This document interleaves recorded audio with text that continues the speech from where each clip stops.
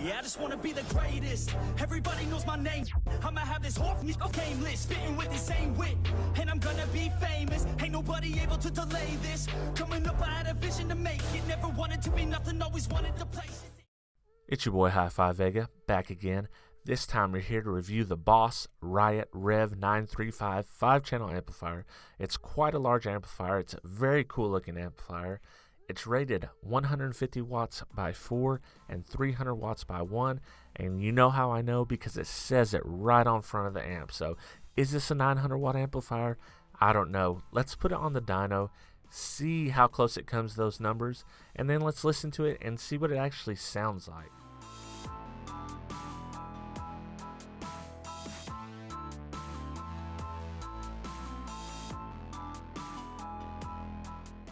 Ever considered prototyping your own PCB board? I got great news for you. Our friends over at PCBway are offering 10 prototype boards for $5, which you can get for free if you join today.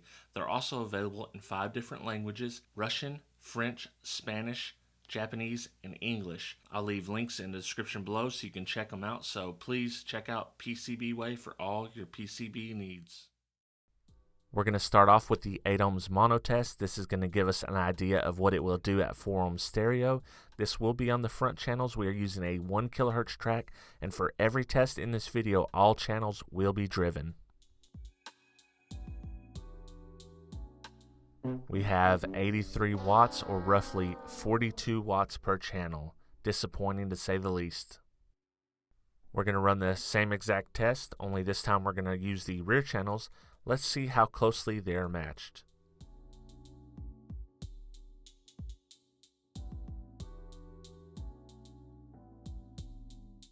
We pretty much got the same exact number, so we're still at 42 watts a channel. This is the 4 ohms mono test. It's going to simulate 2 ohms stereo. We are using the 1 kilohertz track. Front and rear channels were pretty much identical. So we're just going to show you one result. We are rated 150 watts max power. Foiled again. You got him, boss. You got him. Will the subwoofer portion of this amp redeem it? I don't know. We're rated 150 watts at 4 ohms mono. We're using a 40 hertz track. Let's see how close we get to that number. 103 watts. Yeah. Let's go to the 2 ohms mono test. This amp is not rated for it. We're going to try to at least make one number that's written on the front of the amp. Maybe we can make maybe 150. Let's hope. Oh, there we go. 158. We've reached the rating of one of the front channels. Yay. Okay, grab your favorite headphones. Listen to this on your favorite speakers. Maybe what this amp lacks in power, it makes up for in sound quality. Let's find out. Okay, let me quickly run you through the setup here for the sound demo. We've got the Sony's bridge to the front and rear channels. We've got the high Q 6.5 hooked up to the sub channel at 4 ohms. I've got a disc burn for my test tracks. We're going to be running off battery power, as you can see here. And then the microphone we will be using is the Deity D3. So let's just jump straight into the demos.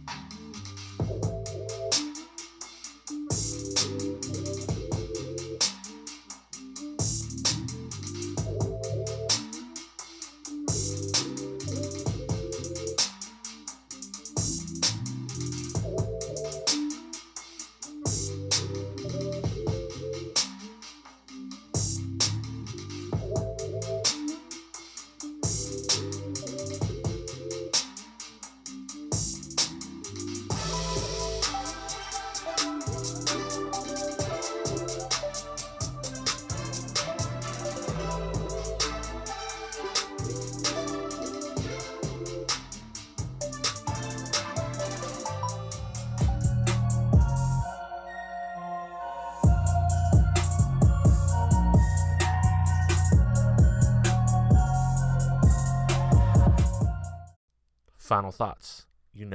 This amp cost around, or it had an MSRP of around $289. It came out in 2000. It's quite a large amp, It's almost 18 inches long.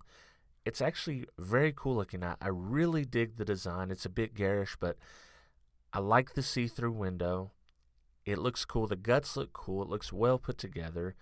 The heatsink fins on the side, very cool, very, old school aesthetic. I really like the look of this amp. Now, to talk about the performance, this amp really did not live up to what they rated it. Even in the RMS ratings, they rated 80 watts by 4 and 150 by 1. We didn't even make those numbers. So, performance-wise, as far as numbers, this amp did not perform, and that's a total bummer. People tend to expect that out of these cheaper amps, but we should hold them to a bit of a higher standard. They should at least do very close to the RMS rating. I understand you're going to put a max power, that's fine. Give us the true RMS rating. I think it's just more genuine. I think the customers would appreciate it, and everyone would appreciate not being ripped off or not feeling ripped off when they don't get the number that's on the box. So let me step down off my Big D soapbox, and let's talk about the sound of this amp. Now, unfortunately, it kind of disappointed me in sound as well. It broke up in the highs. You heard it at 35%. At 35%, it sounds okay. It still breaks up on the high end. It's kind of hard to tell over, audio captured and then processed through YouTube. But if you may have heard it or may have not heard it through your speakers or your headphones, if you play this amp any louder, you do have some trouble. It does not sound good, and that's the reason I showed it at 35%. At the end of this video, I'm going to show a clip of it playing at a higher volume so you can hear it at a higher volume and see what you think about it. So that's it. That's the whole review, the whole dyno, the whole everything on the Boss Rev 935 amplifier. Let me know what you think in the comments. I appreciate each and every one of you, and we'll see you next time.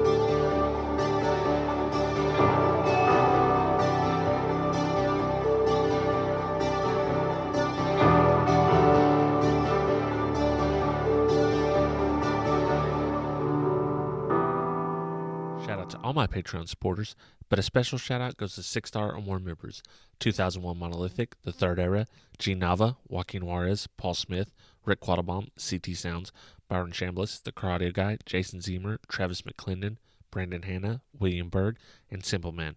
For as little as $2 a month, you can join the team and get Patreon exclusive content not available on YouTube. If you want to help me with my goal of reaching one new patron a month, check me out, patreon.com/hi-fi-vega. Oh, oh, oh, oh, oh.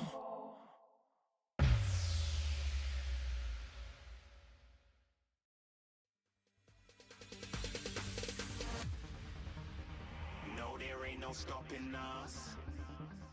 Fly without boarding pass. Couldn't catch me, I be moving fast. Call me a shooting star.